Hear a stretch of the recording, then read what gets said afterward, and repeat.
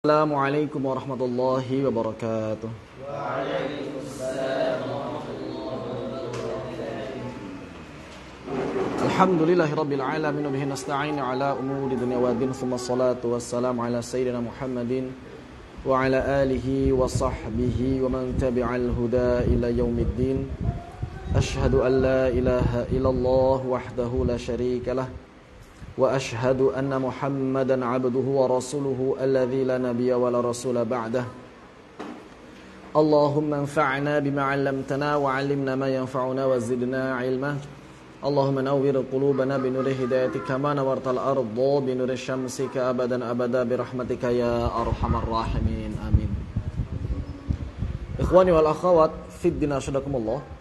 Insyaallah kita akan melanjutkan kajian dari kitab Sulamut Taufiq ila mahabbatillahi ala tahqiq. Dan kita sekarang sudah masuk fasal yang baru, bab yang baru. Alama Ba'alawi rahimahullahu ta'ala nafa'ana Allah bi'ulumihi wa bi'ulumi sayyidina as-salihin fid darain mengatakan fasal bab yang membicarakan fi wujubi berkaitan dengan kewajiban mura'atil halali menjaga kehalalan wal harami dan juga yang haram.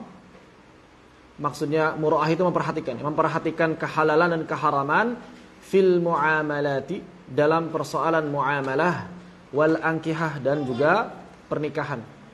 Jadi di sini ada dua bab yang dibahas secara umum. Memang Alama Ba'alawi rahimahullah ta'ala tidak menjabarkannya secara detail. Namun insyaallah nanti kami akan coba memberikan beberapa faidah tambahan wabil khusus dari syarahnya Syekh Nawawi Al-Bantani Miqatus Su'ad insyaallah taala, dan juga dari beberapa kitab-kitab fikih yang telah kami pelajari. Dan muamalat itu sebetulnya lebih dibutuhkan. Ilmu tentang muamalat itu jauh lebih dibutuhkan daripada ibadah. Kenapa? Karena hakikatnya kita itu lebih sering bermuamalah daripada beribadah ritual. Dalam sehari semalam, seseorang lebih banyak muamalahnya dibandingkan sholatnya. Seseorang lebih banyak muamalahnya dibandingkan membaca Al-Qur'annya. Seseorang lebih banyak muamalahnya dibandingkan beribadah, berinteraksi dengan Allah Subhanahu wa taala secara ritual. Maka oleh karena itu kalau kita memahami bahwa yang namanya memahami ibadah itu adalah kewajiban, berarti memahami muamalah jauh lebih wajib.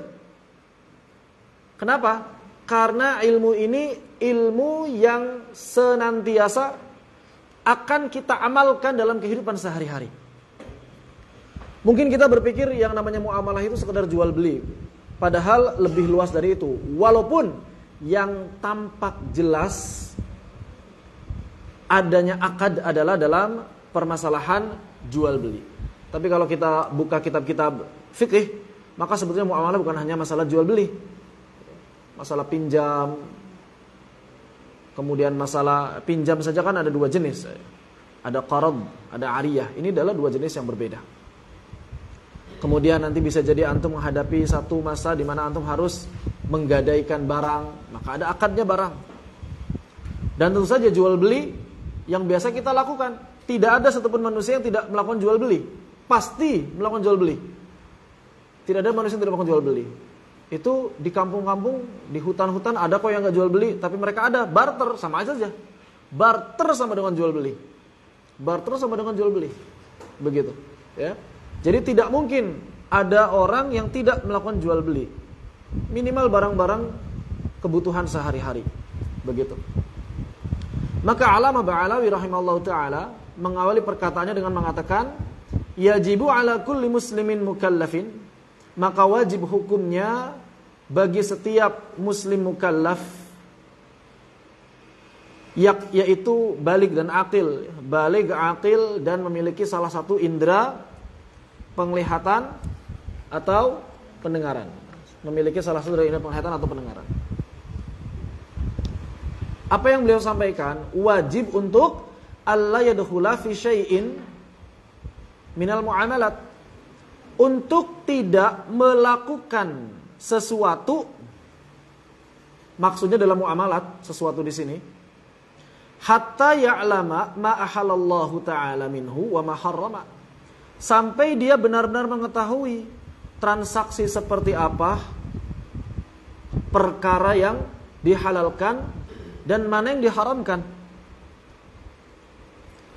Maka oleh karena itu, siapa saja seseorang yang baik itu dia mau menjual, mau membeli, mau berdagang, mau melakukan transaksi-transaksi muamalat yang lain, maka wajib baginya untuk mengetahui berbagai hukum transaksi tersebut. Haram hukumnya dia melakukan transaksi tanpa mengetahui ilmunya. Pekerjaan, mungkin nanti ada akad-akad tertentu yang berkaitan dengan kerjasama, musyarakah, yang berkaitan dengan wakalah, hawalah, dan lain sebagainya. Maka wajib bagi setiap muslim untuk memahami hal tersebut. Tidak mesti dalam madhab Syafi'i, karena Imam Asy-Syafi'i sendiri bukan seorang pedagang. Maka beliau dalam sebagian poin yang berkaitan dengan fiqih muamalah itu terkesan kaku. Kaku itu maksudnya halal haram gitu. Kalau ini pokoknya haram, udah haram ya haram gitu, nggak bisa enggak gitu. Sedikit lebih kaku. Oleh karena itu justru dalam pengamalannya kebanyakan ulama lebih mengamalkan mazhab Abu Hanifah. Walaupun kalau kita ingin berhati-hati, mengamalkan mazhab Syafi'i lebih utama karena lebih berhati-hati beliau.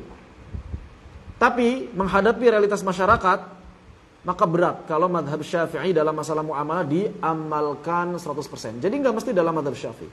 Yang penting mengikuti pemahaman ulama yang mu'tabar. Mau Hambali silahkan, mau Maliki silahkan, mau Abu Hanifah silahkan. Pendapat mazhab Syafi'i pun bukan mesti pendapat yang asah. Pendapat yang sahihnya silahkan. Bahkan tidak mesti pendapat yang sahih, yang dhaifnya pun kalau untuk diamalkan dalam sehari-hari tidak masalah seperti yang disampaikan. Begitu. Maksudnya haram di sini adalah apabila seseorang tidak mengetahui sama sekali. Dan ternyata itu yang terjadi hari ini. Ikhwani wal akhwat fi din rahimakumullah. Betapa banyak para pedagang hari ini yang tidak memahami cara berdagang dengan benar. Bahkan cara menukar uang dengan benar saja tidak tahu. Jangan-jangan antum nggak tahu lagi cara menukar uang dengan benar. Karena cara menukar uang apabila keliru terjatuh pada riba tanpa kita sadari. Cara menukar uang apabila keliru maka dapat terjatuh pada riba tanpa kita sadari. Begitu. Dan tentu saja pemahaman yang dimaksud di sini wajib mengetahui ilmu yang sifatnya umum, bukan masalah rinci yang detail seperti para ulama, bukan. Yang umum-umum yang biasa kita amalkan sehari-hari itu yang penting. Karena tidak ada yang wajib dipelajari ilmunya kecuali apa yang akan kita amalkan dalam kehidupan sehari-hari. Baik. Li'anna Allah subhanahu tabaraka wa ta'ala, disebabkan Allah subhanahu wa ta'ala ta'abbadana di sini maksudnya adalah sudah menetapkan cara beribadahnya kita. Ay kallafana wa amarana, sudah memerintahkan kita, menetapkan cara beribadah kepada kita. Bi asya'a, dengan berbagai hukum. Asya di sini maksudnya adalah hukum-hukum, aturan-aturan. Dengan berbagai macam sesuatu. Jadi Allah telah menetapkan cara ibadah kita kepadanya itu dengan perkara-perkara yang jelas. Sudah ada hukum, aturan, perundang-undangannya.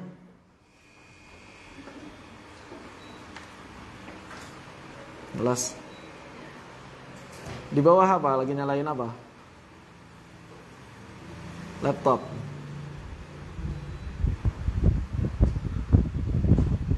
Sebentar ya.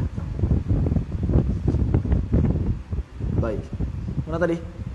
Bahwa Islam, bahwa Allah Subhanahu wa taala telah menetapkan bagi hambanya untuk beribadah kepadanya itu dengan perkara-perkara yang sudah pasti, ketentuannya sudah jelas. Al-halal bayyin, wal haram bayyin, sudah jelas. Sudah jelas, begitu ya. Maka sebetulnya bagi kita tidak perlu lagi ikut campur untuk membuat aturan yang baru dalam kehidupan ini, karena semua aturan sudah jelas oleh Allah Subhanahu wa taala ditetapkan. Cuma kadang-kadang banyak di antara manusia yang nggak puas dengan aturan Allah, lalu dia bikin aturan sendiri sesuai dengan hawa nafsunya. Dia pilih dan pilih.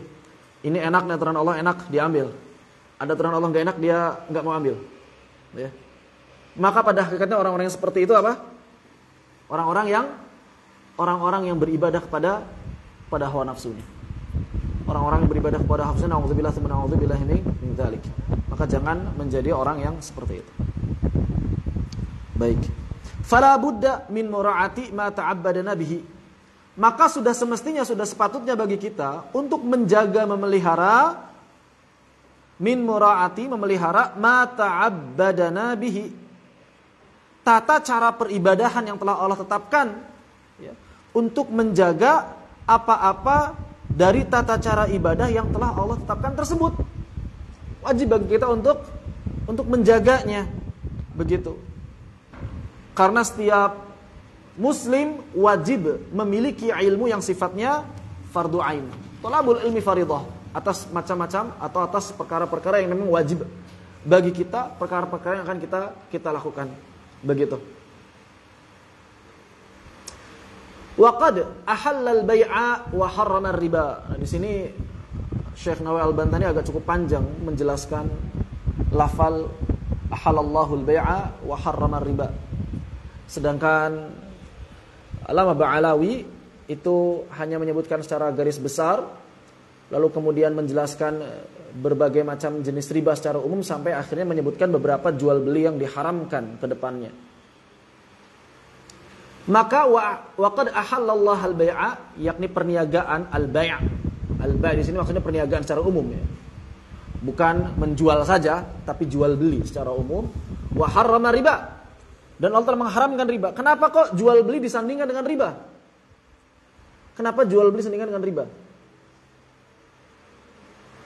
Yang kita pahami riba itu apa? Banyak orang yang mikir riba itu hutang, cicilan. Banyak orang yang memahami riba itu qarad, padahal qarad hanya salah satu dari bentuk riba. Riba itu aslinya ada pada jual beli. Jadi ada jual beli yang mengandung riba, ada jual beli yang tidak mengandung riba. Maka di sini Allah ingin menegaskan, jual beli itu boleh selama tidak mengandung riba. Jual beli itu boleh selama tidak mengandung riba. Lalu kemudian riba ini banyak jenisnya, nanti akan kita bahas insyaallah, ya. Dan itu banyak sekali orang-orang yang belum tahu ribanya itu seperti apa. Terutama riba dalam jual beli, riba dalam tukar menukar. Ini banyak orang yang belum paham bagaimana syarat atau quyud, batasan-batasan riba dalam jual beli. Padahal riba dalam jual beli bentuknya sangat banyak. Riba dalam jual beli bentuknya sangat banyak, dan itu mesti antum perhatikan baik-baik. Terutama jadi pengusaha. Jadi pengusaha ya antum ya? Pengusaha ya. Maka wajib mengetahui bagaimana syarat-syarat batasan-batasan jual beli. Sekali lagi, tidak mesti dalam madhab Syafi'i. Kalau antum misalnya, saya madhabnya Abu Hanifah saja untuk mengamalkan fikih muamalah, dipersilakan. Yang penting madhab yang mu'tabar. Jangan mengikuti pendapat-pendapat yang tidak jelas asal usulnya, begitu ya. Baik. Maka Allah Subhanahu wa taala telah menghalalkan jual beli dan juga mengharamkan riba, satu paket. Maka siapa yang melakukan jual beli dengan benar, itu secara otomatis akan menghancurkan riba.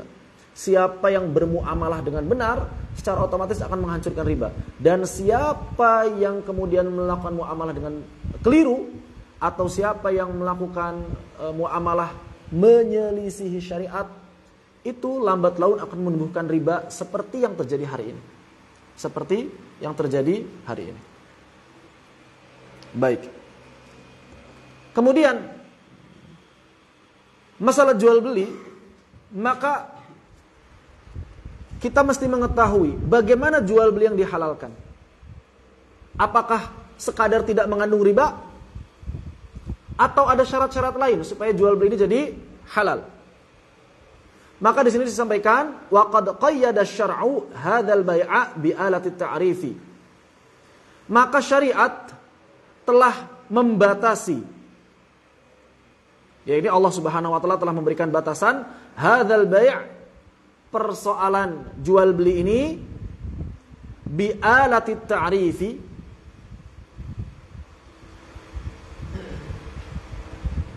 Bi alati ta'rifi maksudnya tadi firman Allah Subhanahu wa taala wa halallahu al-bai'a wa harrama riba. Pakai lam al-ta'rif.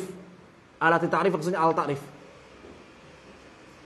Al-bai'a ada lam ta'rif. Itu maksudnya al-ta'rif. Ya. Bi quyudin. Jadi maksudnya lam ta'rif di sana memberikan batasan bahwa jual beli yang halal itu spesifik, khusus. Berarti ada jual beli yang tidak dihalalkan. Begitu maksudnya. Ada jenis jual beli yang dihalalkan, ada jual beli yang tidak dihalalkan atau yang diharamkan. Itulah alasan kenapa Allah Subhanahu wa taala menggunakan alif lam pada ayat wa halallahul bai'a. Jadi ada jual beli yang dihalalkan. Sehingga maknanya apa ya?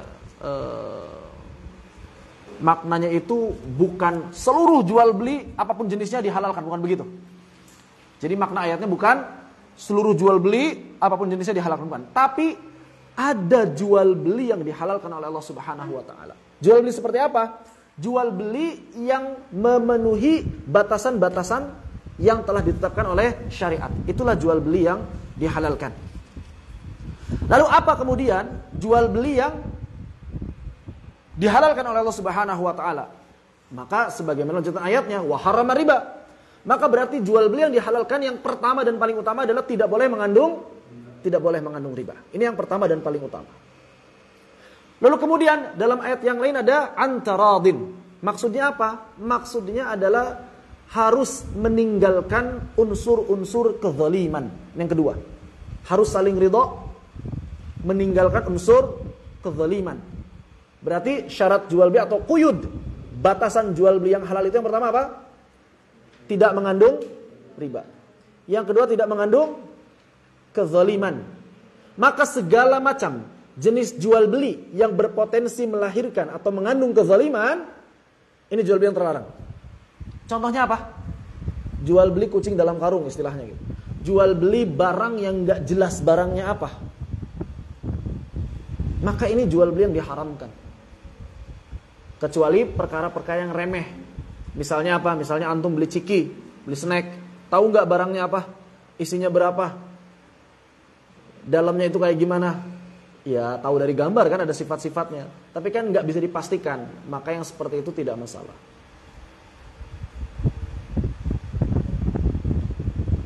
Jangan sampai ada orang yang jual beli, misalnya dijual Apple murah, dikiranya iPhone, padahal Apple. Maka ketika dia beli, harga 1 juta dikirim Apple 1 kilo. Kami nggak bohong, kami jual Apple, bukan iPhone. Cuma gambar tokonya iPhone. Ini kezaliman. Maka termasuk berbagai macam jual beli yang hari ini sedang populer di marketplace. Jual beli apa? Jual beli mystery box. Ini haram. Jangan sampai antum ikut-ikutan beli mystery box. Iya kan? Dari yang paling murah 10.000, 50.000, 100.000 yang paling laku itu, ya. Kemudian yang 1 juta, 5 juta, sampai ada 10 juta. Dan itu beragam isinya, nggak jelas apa. Kita mau jual beli apa? Nggak jelas. Maka sangat mungkin melahirkan kezaliman. Ketika barang tidak sesuai ekspektasi, apa yang kemudian pembeli rasakan kecewa. Masa saya beli 100.000 dapat gini doang? Ya salah ente kenapa beli juga? Udah tahu itu mystery box, gitu kan? Kenapa? Karena itu sama dengan judi. Zalim, unsur judi itu unsur yang zalim. Begitu. Penipuan, kezaliman sama, tidak diperbolehkan. Ya. Menjual barang yang cacat tanpa disampaikan cacatnya, maka itu termasuk jual beli yang tidak diperbolehkan. Maka segala macam jual beli yang mengandung unsur kezaliman itu terlarang oleh syariat. Makanya syariat melarang misalnya menjual pohon, menjual buah yang masih di pohon dan belum jelas gitu. Ini mangga kalau berbuah semua, mangga nanti kalau panen saya beli harganya sekian. Enggak jelas panen apa enggak, buahnya jadi besar apa enggak jelas. bisa pas baru setengah ada bencana dan sebagainya, maka segala jual beli yang tidak jelas mengandung kezaliman itu terlarang. Ini batasan umumnya. Pertama, tidak mengandung riba, tidak mengandung kezaliman. Yang kedua, tidak membantu kemaksiatan. Tidak membantu kemaksiatan. Maka tidak boleh bagi seorang muslim menjual makanan kepada orang kafir di bulan Ramadan kalau dia tahu bahwa orang kafir tersebut akan memakannya di bulan Ramadan, di siang hari bulan Ramadan. Maka haram. Bukan masalah iman kuat enggak kuatnya, haram. Jangan sampai kemudian orang muslim membiarkan dirinya membuka warung, warteg, apalagi yang makannya Islam semua. Na'udzubillah min dzalik. Tidak punya uzur. Uzur gila semua kali ya. Ya kan yang enggak puasa uzurnya gila ya. Ya kita husnudzon kan. Bilang mereka enggak beriman kan enggak enak gitu ya. Ya udahlah gila aja deh. Makin enggak mau juga mereka. Terus apa? Ya. Ketika kemudian disuruh ditutup, bilangnya apa? Melanggar hak asasi manusia dan sebagainya. Itulah kezaliman.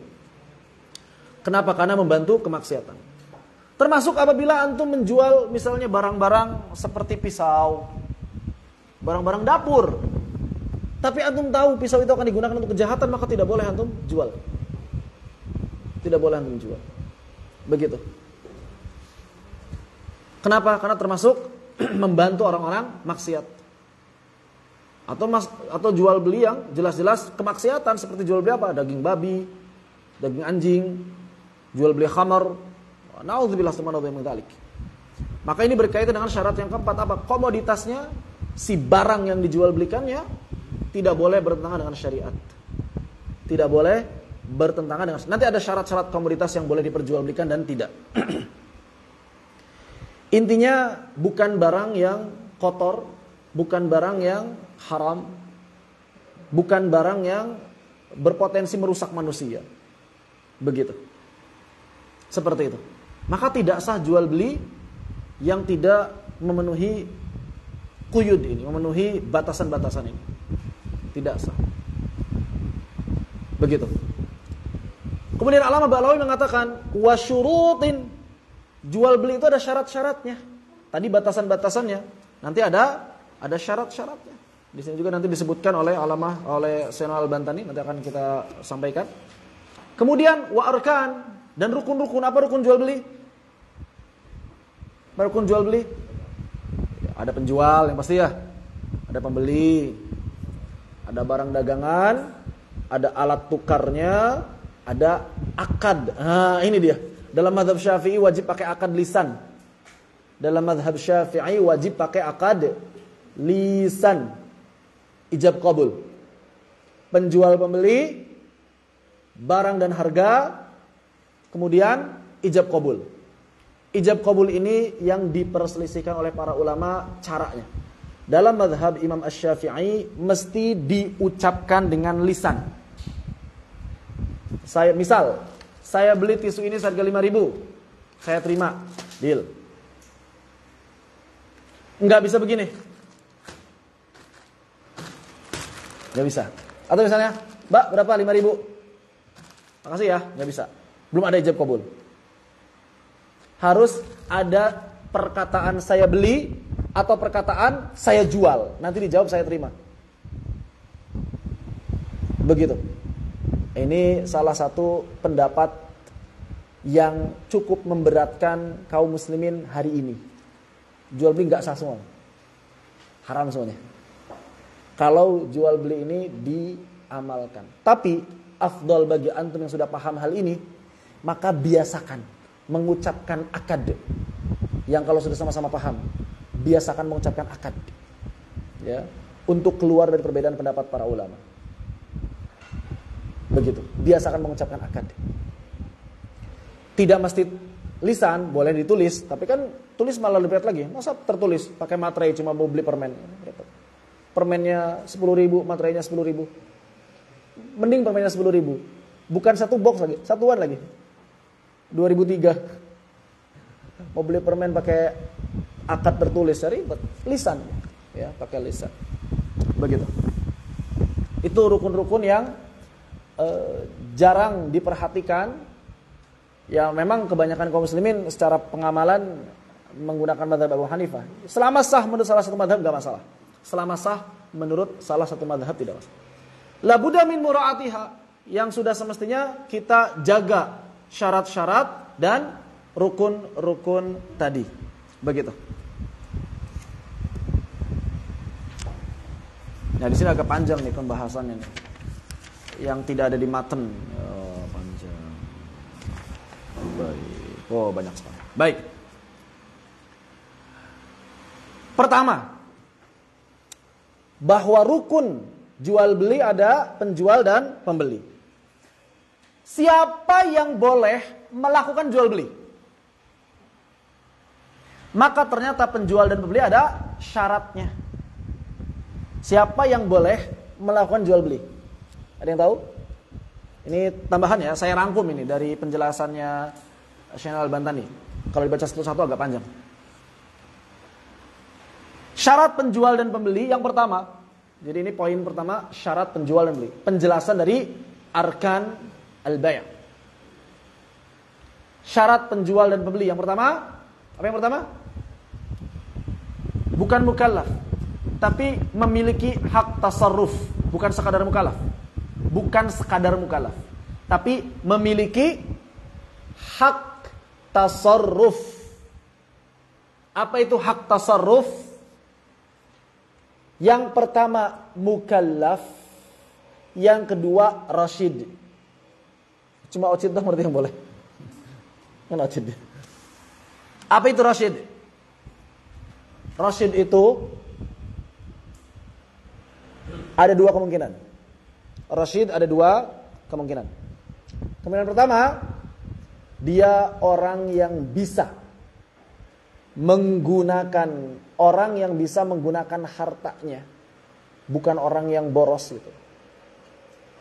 Orang yang bisa menggunakan hartanya dengan baik.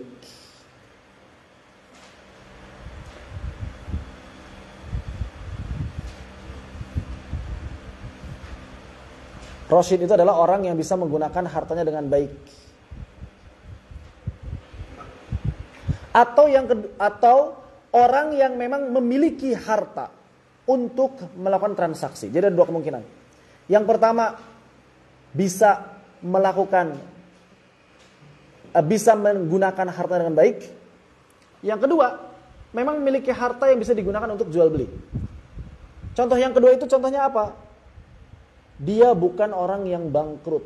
Apa itu bangkrut? Kapan seorang disebut bangkrut? Bangkrut bukan bangkrut dalam masalah akhirat, ini bangkrut beneran dalam masalah muamalah. Saat harta yang dia miliki, saat hutang yang dimiliki jauh lebih besar daripada harta yang tersedia. Hutang yang dimiliki jauh lebih besar daripada harta yang tersedia. Maka dalam Islam mereka disebut bangkrut. Hutangnya hutang jatuh tempo ya. Udah jatuh tempo, dia nggak bisa bayar, itu bangkrut. Udah jatuh tempo dia nggak bisa bayar, maka itu bangkrut. Dalam keadaan seperti itu, orang yang seperti ini walaupun mukallaf bukan rasyid, nggak boleh jual beli. Maksudnya apa? Tidak boleh jual beli menggunakan harta yang ada. Oh kenapa? Apa alasannya? Apa alasannya? Karena harta yang dia miliki sekarang itu sebetulnya hak orang yang mengutanginya. Maka dia nggak boleh menggunakan harta tersebut. Kenapa? Karena harta yang dia miliki sekarang itu sebetulnya hak orang yang memberikan utang. Terus kalau mau jual beli gimana? Maka harus berhutang dulu. Nambah lagi hutang. Dia berhutang lagi untuk melakukan transaksi yang baru. Tidak masalah. Orang yang bangkrut dia. Kalau yang bangkrut. Dan hari ini orang minjem duit, boro-boro mikirin bayar. Ya. Yang penting minjem duit aja. Bayarnya ya gimana? Kadang-kadang kalau minjem duit jadi anak kucing gitu ya. Pas ditagih jadi kucing garong. Ya, pas minjem duit kayak anak kucing lucu gitu, minta tolong, lucu gitu. Pas ditagih jadi kucing garong. Pak, jatuh tempo bulan depan. Pak, udah bulan baru lagi. Kapan bayar? Ya nanti terus ya nanti masih gitu. Tiba-tiba baru di WA udah nanti bayar gitu. Jadi kucing garong. Nauzubillah teman-teman. Ini adalah orang yang tidak memiliki harta atau tidak bisa menggunakan hartanya. Lalu siapa orang yang dianggap bisa menggunakan hartanya dengan baik? Dia punya harta dan dianggap bisa menggunakan harta dengan baik. Siapa mereka? Mereka adalah orang yang baligh dan tidak boros. Baligh dan tidak boros.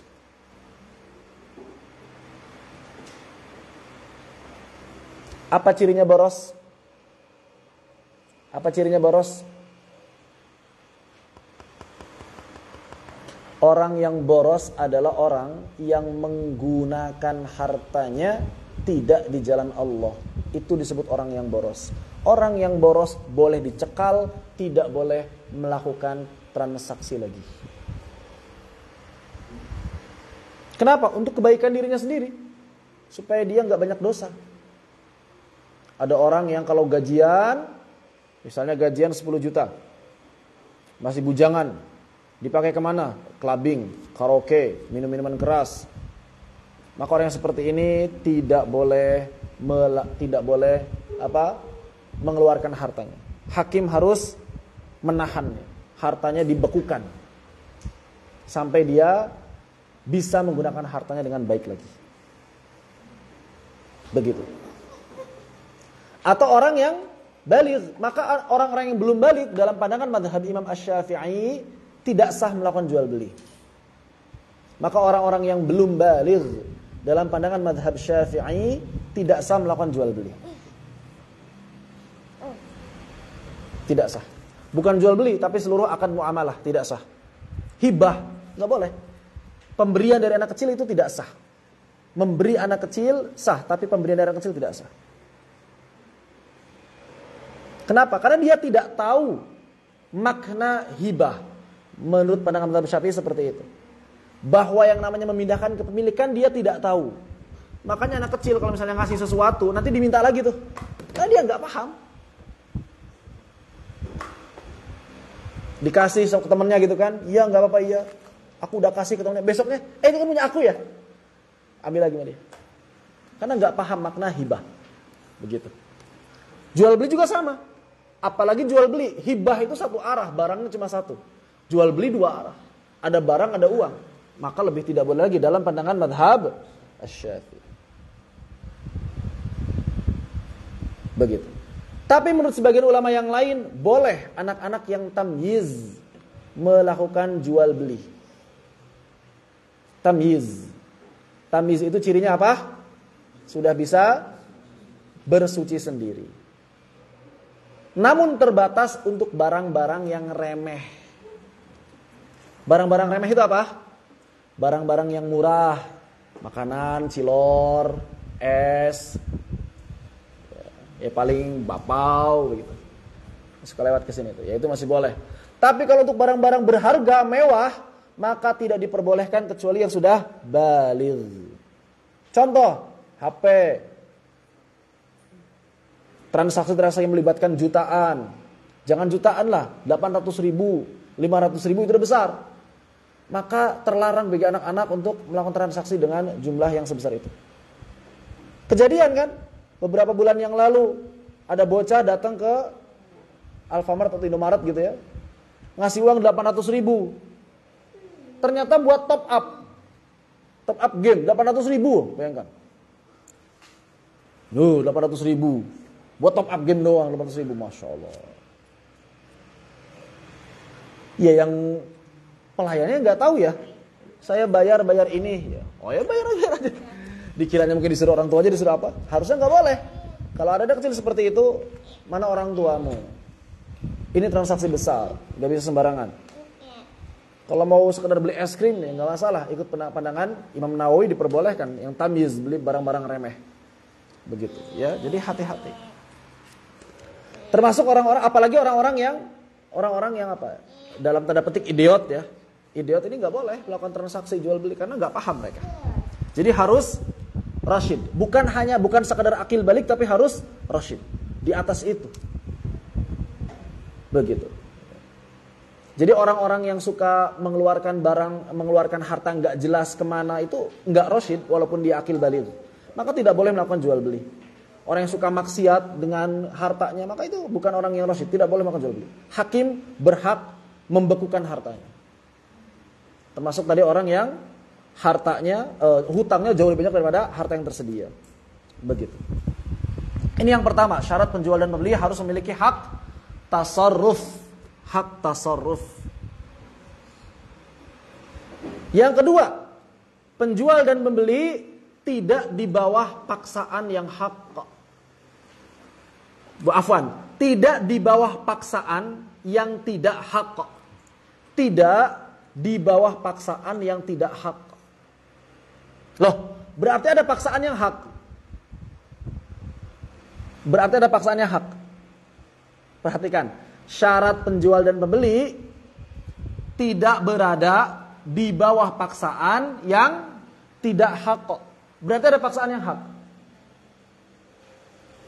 Berarti ada paksaan yang hak enggak? Ada. Kapan contohnya seperti apa?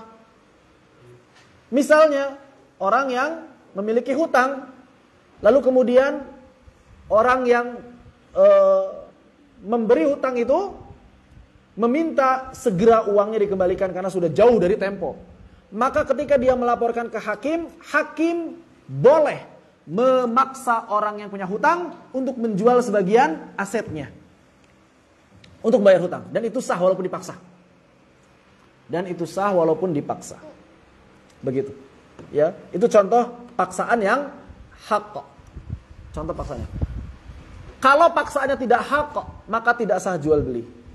Kalau paksaannya tidak hak, maka tidak sah jual beli. Baik. Ini yang kedua. Yang ketiga, syarat penjual dan pembeli harus muslim. Harus muslim bagi barang-barang tertentu. Apa saja barang-barang yang hanya boleh ditransaksikan oleh kaum muslim? Yang pertama, apa? Mushaf dan sejenisnya. Ini yang pertama. Mushaf dan sejenisnya.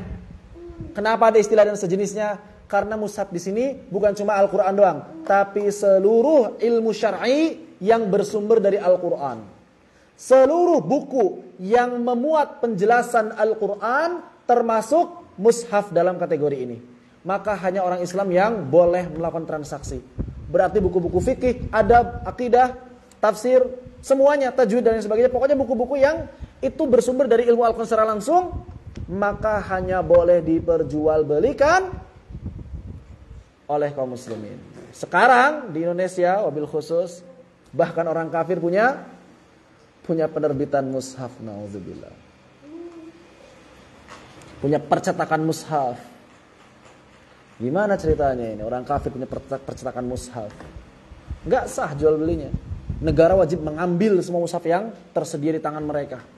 Negara wajib mengambil semua mushaf yang ada di toko-toko kafir. Ada toko-toko kafir? Toko-toko yang dimiliki kafir ada? Ya ada. Gramedia itu punya siapa? Punya Kompas. Komando Pastur. Harusnya diambil semua mushaf-mushaf yang ada di Gramedia. Negara mengambil semuanya. Kenapa? Karena tidak ada boleh diperjualbelikan oleh orang-orang kafir. Buku-buku Islam, semuanya yang ada di Gramedia harus diambil, itu harusnya semuanya. Halal. Tapi bukan kita yang halal nih, negara. Kalau kita yang ambil sama dengan merampok. Ya walaupun itu punya orang kafir, sebab tidak terjaga harta, darah dan kehormatannya. Kamu ngantuk pulang gitu. Mau bobo kan? Belum matanya udah merah tuh. Itu mau bobo. Dasar apa? Bobo. Iya, salah Allah. Sama mama bobo. Ya, udah ngantuk.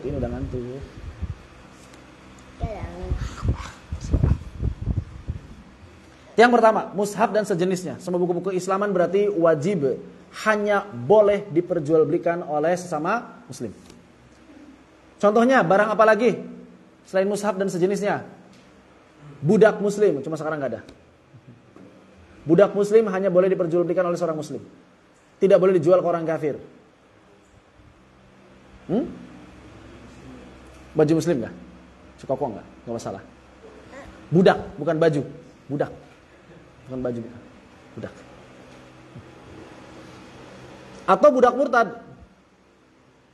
Budak murtad itu jangan dikasih ke orang kafir. Kenapa? Nanti dia nggak akan balik lagi Islam. Budak murtad itu jangan dijual ke orang kafir. Kenapa? Karena dia nanti nggak akan balik lagi ke Islam. Zaman sekarang nggak ada budak. Berarti cuma mushaf berarti yang tersisa. Mushaf dan sejenisnya. Mushaf dan sejenisnya. Kemudian syarat yang keempat bagi penjual dan pembeli adalah tidak ada maksud untuk memerangi Islam. Tidak ada maksud untuk memerangi Islam. Maka kalau misalnya antum tahu orang yang beli itu atau orang yang menjual itu adalah orang yang akan memerangi Islam, maka tidak boleh bertransaksi dengan mereka. Karena bisa jadi hasil penjualannya digunakan untuk membunuh saudara-saudara kita di Palestina misalnya. Maka boleh seruan boykot kepada barang-barang, misalnya barang-barang Yahudi, barang-barang Israel. Bahkan afdal dilakukan selama kita sanggup. Boykot Zionis, boykot barang-barang mereka. Kenapa? Karena setiap rupiah yang kita berikan berpotensi menjadi darah saudara-saudara kita. Menjadi darah bagi saudara-saudara kita.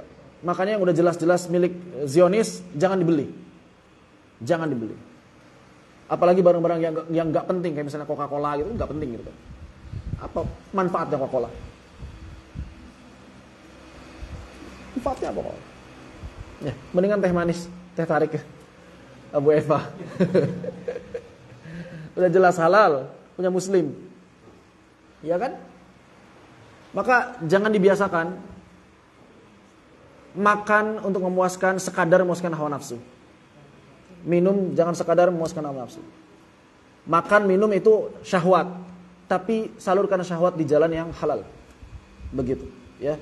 Kalau yang jelas bukan pemilik muslim lebih baik jangan dibeli, terutama yang kita tahu dia bakal memerangi kaum muslimin. Ya kalau sekadar kafir tapi kafirnya kafir baik ya nggak masalah. Ya, tidak masalah. Tapi kalau kita tahu dia akan memerangi kaum muslimin jangan. Itu adalah syarat penjual dan pembeli. Lalu bagaimana syarat barang-barang yang diperjualbelikannya? Harus seperti apa barang yang diperjualbelikannya? Harus seperti apa barang yang diperjualbelikannya? Yang pertama, wajib barang yang suci. Berarti barang yang najis tidak diperbolehkan. Contoh yang najis apa? Apaan? Pupuk. Pupuk ya bisa jadi suci, bisa jadi enggak, tergantung kalau pupuk. Misalnya apa? Misalnya kotoran, maka tidak diperbolehkan. Kecuali kalau antum berpendapat bahwa kotoran kambing, kotoran hewan yang halal dimakan itu suci. Ikut mazhab Hambali. Oh, Ustaz, saya jual pupuk dari kotoran kelinci. Wah, itu haram dalam mazhab Syafi'i. Enggak, saya Hambali, Ustaz. Sudah selesai. Silakan. Ya, tidak masalah. Sebagian ulama menilai barang yang najis boleh diperjualbelikan selama ada manfaat. Lebih luas lagi. Terus kalau dalam mazhab Syafi'i gimana? Saya kuat nih pendapat mazhab Syafi'i barang yang najis gak boleh diperjualbelikan. Tapi gimana saya butuh pupuk dari kotoran? Pengen beli sama yang mazhab Hambali, tapi kan menurut dia boleh, menurut kita enggak. Gimana solusinya? Solusinya gimana? Akadnya diubah. Akadnya jangan jual beli. Misalnya akadnya jasa. Misalnya, bro, ente masih jual pupuk? Jual. Tapi akadnya diganti ya. Jadi apa akadnya? Ente tolong bawain pupuknya ke sini, nanti ane bayar. Perhatikan. Ente tolong bawain pupuknya ke sini, nanti ane bayar. Ane akadnya sama ente, akad membawakan pupuk. Upah membawakan pupuk, bukan membeli pupuk. Pupuknya gratis. Begitu. Yang penting ente dapat duit kan? Ya, supaya sah akadnya. Karena ane Syafi'i. Siap begitu? Siap, ya udah. Dia datang sini, oke, ini upahnya. Tapi upahnya sesuai dengan yang dia sepakati, berapa? Begitu. Jadi bukan cuma ongkirnya doang, Tapi ongkirnya itu sudah plus harga sebetulnya. Tapi akadnya akad ongkir begitu. Si pupuknya apa? Gratis. Karena dalam mazhab Syafi'i yang penting lisan. Bukan niat, yang penting lisan. Niatnya kan beli pupuk ya. Niatnya beli pupuk ya. Tapi yang penting lisan kalau muamalah itu dalam mazhab Syafi'i. Maka ini upah buat ente. Nah, bukan jual beli kan? Akadnya di lisan. Ini upah buat ente. Udah selesai. Oke, saya terima. Maka tidak jadi jual beli dalam mazhab Syafi'i. Begitu. Jadi seperti itu. Termasuk kalau kita punya tetangga misalnya, dia misalnya jualan pupuk dari kotoran, begitu aja. Bukan mengakali, tapi memang mencari jalan yang halal. Karena dalam mazhab Syafi'i yang penting lisan, yang penting muamalah itu yang penting adalah apa yang ada di lisan, bukan apa yang ada di hati. Kalau ibadah, hatinya yang dinilai, bukan lisannya. Tapi kalau muamalah, lisan yang dinilai. Begitu. Pulang ya, Ibu, sama mama. Ini ayahnya ntar berat. Kamu udah makin berat sekarang. Lalu bagaimana kalau barangnya suci, tapi ada najisnya? Seperti baju yang terkena najis. Boleh dijual beli nggak? Apabila jenis barangnya itu barang yang suci, namun ada najisnya, boleh diperjualbelikan apabila najisnya bisa disucikan dengan air. Apabila najisnya bisa disucikan dengan air. Loh, memangnya ada ya najis yang gak bisa disucikan dengan air? Ada. Contohnya apa? Contohnya kulit yang belum disamak. Kulit yang belum disamak. Yang benar tidurnya, yang benar. Yang benar tidurannya, yang benar, yang benar. Yang benar. Wah. Kau juga akhirnya. Bismika Allahumma ahya wa amut. Dah. Misalnya ada orang nemu buaya mati, kulitnya mau diambil buat bikin tas dari kulit buaya. Tas dari kulit buaya misalnya. Maka dia tidak boleh menjual kulit ini kecuali disamak terlebih dahulu. Kecuali disamak terlebih dahulu. Begitu. Kenapa? Karena dia bangkai. Ya kan? Karena dia bangkai. Begitu. Udah suci. Boleh dimakan gak kulitnya? Gak boleh, dia haram. Suci bukan berarti halal. Kadang-kadang orang berpikir, oh berarti udah disamak boleh dimakan. Apa hubungannya samak sama dimakan? Samak hanya mensucikan. Belum menghalalkan. Itu buaya itu haram dalam mazhab Syafi'i dan mayoritas ulama kan? Buaya haram. Ya udah, jangan dimakan. Ya. Atau ular. Boleh dijual kapan? Kalau sudah disamak. Kenapa? Karena kulit buaya tidak bisa dibersihkan, disucikan dengan disiram. Dengan air nggak bisa, harus disamak. Maka tidak sah jual beli. Dipahami ya? Baik. Yang kedua, bermanfaat. Maka tidak sah jual beli yang tidak bermanfaat. Nanti ada pembahasannya, sebetulnya disebutkan dalam matan, haram melakukan jual beli yang tidak bermanfaat. Bermanfaat itu bermanfaat dari sisi apa? Dari sisi apapun. Walaupun manfaatnya kecil, seperti misalnya ikan hias di akuarium. Manfaatnya apa? Ya hiasan, namanya juga ikan hias. Halal, tidak masalah. Ikan kan aslinya buat dimakan. Ikan aslinya buat dimakan. Tapi ada yang mau makan arwana? Mungkin ada, tapi yang punya pasti nggak ngizinin. Mahal, ya kan? Begitu. Dulu saya punya ikan apa? Ikan lohan. Lohan mahal kan ya? Ternyata lama-kelamaan udah tua mungkin ya. Di akuarium gak gede-gede, itu lama-lama teler gitu. Digoreng akhirnya lohan. Keren makan lohan. Itu lohannya pun lohan, bukan lohan yang grade A lah. Jadi ada orang yang punya lohan bertelur. Telurnya dilempar ke empang. Jadi ternyata empangnya banyak lohan. Diambillah beberapa lohan, masukin akuarium. Sempat lama dulu di akuarium. Ternyata teler lama-lamanya. Digoreng. Sayang aja digoreng aja. Kecil. Bermanfaat. Apalagi yang bermanfaat? kucing. Kucing ada manfaatnya? Ada. Entah itu manfaat yang langsung dirasakan seperti ngusir cicak, ngusir tikus, ngusir kecoa. Si Oyen itu kalau ada kecoa, ada cicak. Cuma kadang-kadang nggak diselesaikan tugasnya itu ya. Cicak baru potong setengah, selesai dikabur. Bahkan kemarin malah burung nabrak kaca kayaknya, dimakan setengah. Ya. Begitu. Atau sekadar kesenangan seperti kucing-kucing hias, ya, sama seperti ikan hias, maka tidak masalah karena kucing itu suci, tidak najis. Kucing tidak najis, maka boleh diperjualbelikan. Atau hal-hal yang lainnya, pokoknya yang penting bermanfaat. Maka tidak diperbolehkan barang-barang yang tidak bermanfaat atau barang-barang apa? Barang-barang yang dinilai merusak. Seperti apa? Seperti misalnya kalau kita lihat dalam bab belakang, maka di antara keharaman itu adalah mendengarkan alat musik. Maka dalam mazhab Imam Syafi'i jual beli alat musik itu enggak sah. Jual beli alat musik tidak sah.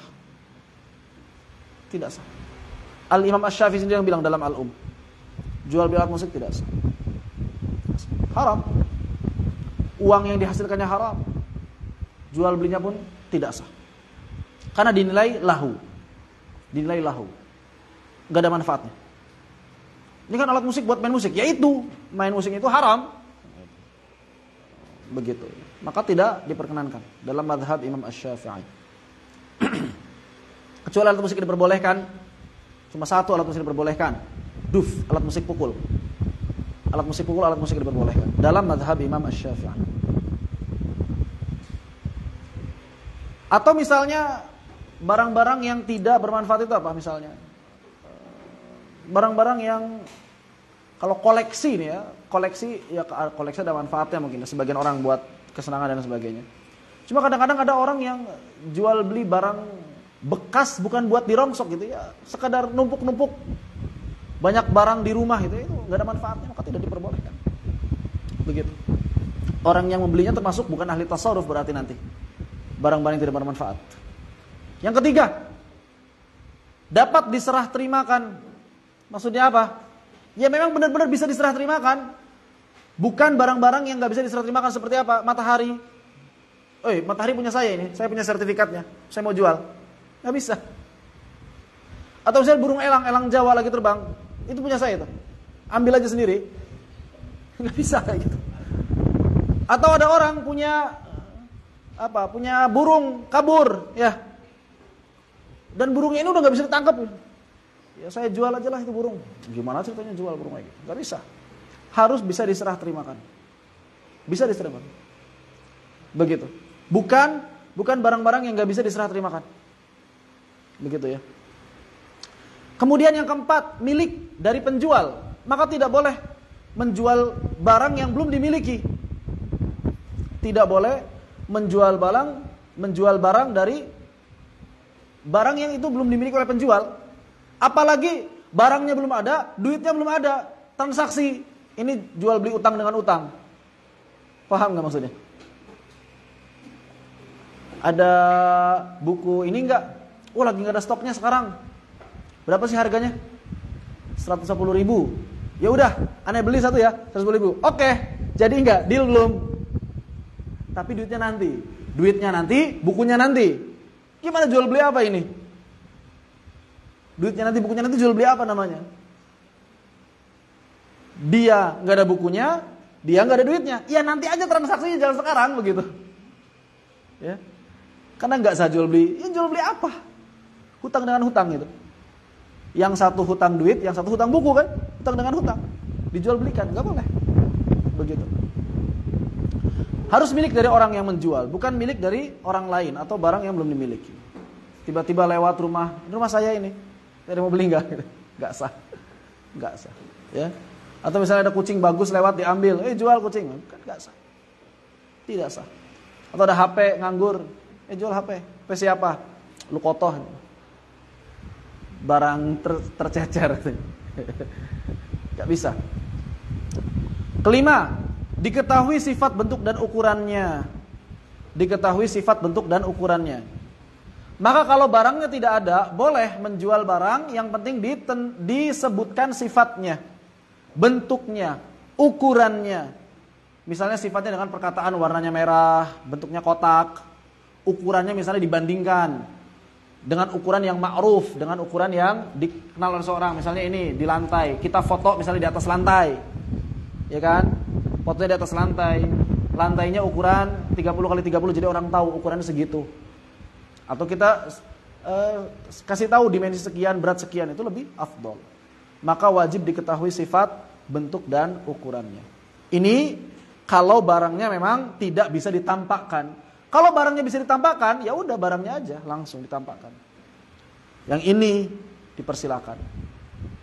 Begitu, ya. Jadi harus diketahui sifat, bentuk, dan ukuran. Ini diantara syarat komoditas. Jam berapa sekarang? Ada yang tanyakan sampai di sini?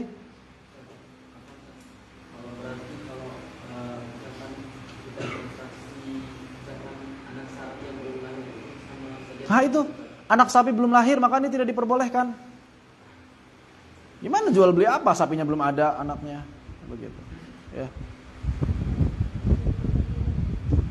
Seperti itu. Tidak diperbolehkan. Sapi hamil harganya 2 sapi. Kan emang udah pasti lahir anaknya? Udah pasti hidup anaknya? Belum pasti. Maka ini ya lagi-lagi jual beli kucing dalam karung. Kalau harganya normal enggak masalah.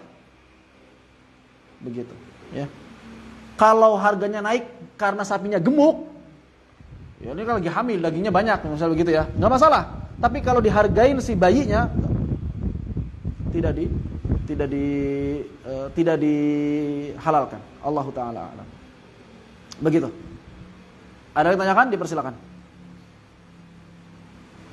Enggak ada? Ya?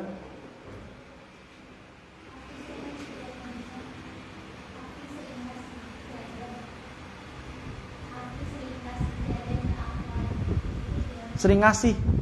Ngasih apa? Ngasih duit maksudnya? Jajan tuh apa? Jajan tuh makanan. Ah itu dia. Kalau misalnya dia tiba-tiba ngasih, ini nggak sah seperti hibahnya. Iya. Karena dia nyampe rumah nyariin lagi makanannya. Serius. Nyampe rumah ada kanan. Tadi makanan di mana? Kasih kakak. Di rumahnya ada akanan. Nyampe rumahnya ada akanan lagi, nanya lagi. Lapar ada akanannya. Ya kan anak kecil begitu. Enggak paham. Nyampe rumah nanyain lagi dia, ada akanan gitu. Belum tamyiz. Kecuali kalau yang ngasihnya Ezra atau Echa udah tamyiz kan. Kita bisa ngambil pendapat yang membolehkan tamyiz. Ini belum tamyiz ini. Makanya enggak sah, transaksi dia enggak sah sama sekali. Begitu, harus ada wali. Harus ada orang yang baligh baru. Kecuali melatih, misalnya cuma disuruh ngasihin doang.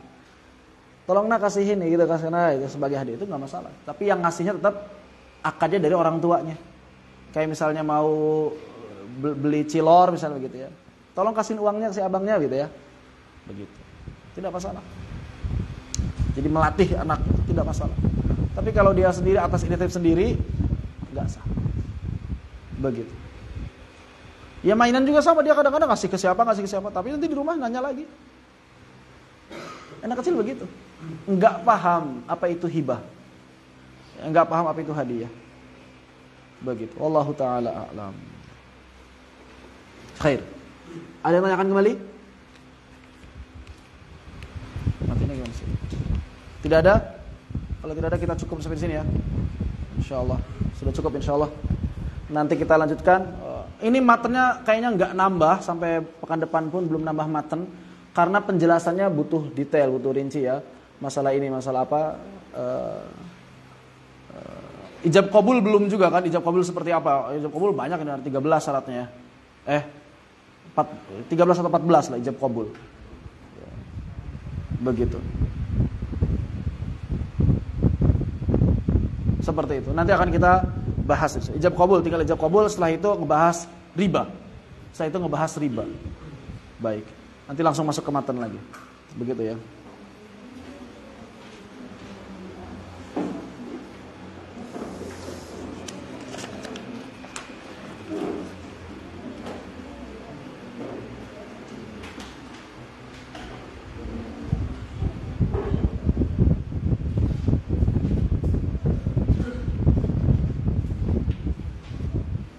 Bahkan di sini mengenai syarat penjual dan pembeli, Syekh Nawawi Al-Bantani mengatakan orang yang menjual senjata atau kuda itu harus orang yang maksum, orang yang soleh. Jangan beli senjata, jangan beli kuda kecuali dari orang soleh. Ini syaratnya lebih berat lagi. Begitu. Orang soleh itu maksudnya apa? Muslim adil.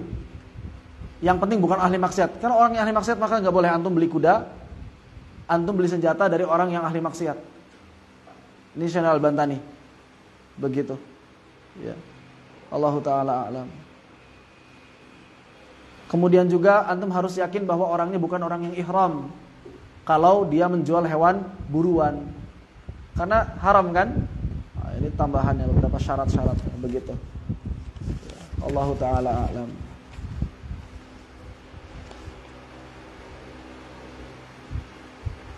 Oh iya, tadi pengecualian lain. Barang yang ada najisnya kan boleh diperjualbelikan kalau bisa disucikan dengan air. Ada pengecualiannya lagi tuh. Apa itu? Tanah yang sudah tercampur pupuk, maka tidak boleh, tidak masalah. Tanah yang sudah tercampur pupuk maka tidak masalah dijual belikan. Baik itu petak tanah ataupun tanahnya, ya, tidak masalah. Allahu taala a'lam. Demikian. Nanti kalau ada tambahan-tambahan insya Allah akan saya sampaikan ya, dalam pertemuan berikutnya. Demikian yang bisa kami sampaikan kali ini, mudah-mudahan bermanfaat. Enggak ada yang tanya lagi? Cukup. Fanaktafi bihadza. Kita akhiri dengan salawat asy-syafi'iyah. Allahumma shalli afdalas salati ala as'adi makhluqat